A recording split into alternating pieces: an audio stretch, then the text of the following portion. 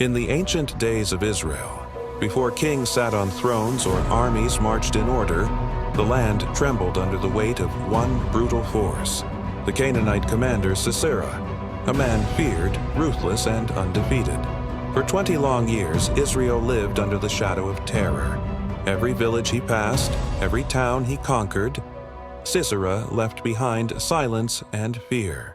No one dared rise against him until God spoke through one woman, Deborah, the prophetess.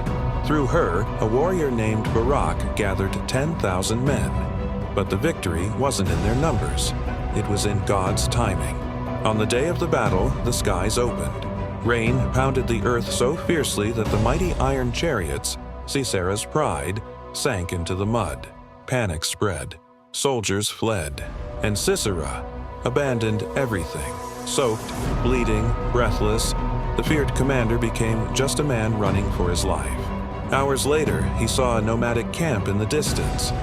Tents of the Canaanites, people he believed were allies. There, standing at the entrance of one tent, was Jael, wife of Heber the Canaanite, a quiet woman in a quiet camp.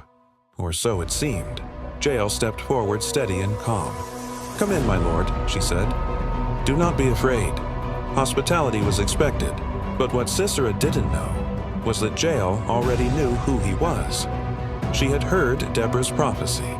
She knew God's hand was in this moment. Inside the tent, Sisera collapsed. "Give me water," he gasped. But Jael offered milk, warm and soothing, a mother's comfort to a man who had shown no mercy.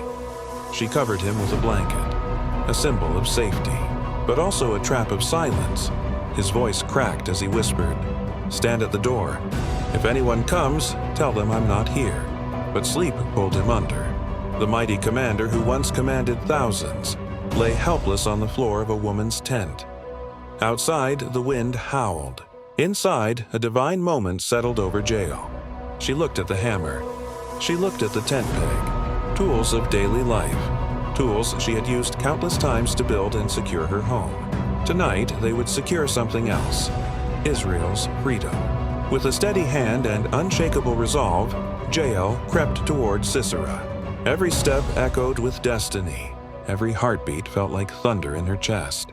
She placed the tent peg beside his temple, lifted the hammer, and in one decisive strike, drove the peg into the ground. The war ended, not with the clash of armies, but in the silence of a woman's tent. Moments later, Barak arrived, searching for Sisera. Jael stepped out, composed and fearless. "Come," she said. "Let me show you the man you're looking for." Barak looked inside and saw the enemy of Israel, defeated not by his sword, but by the courage of Jael.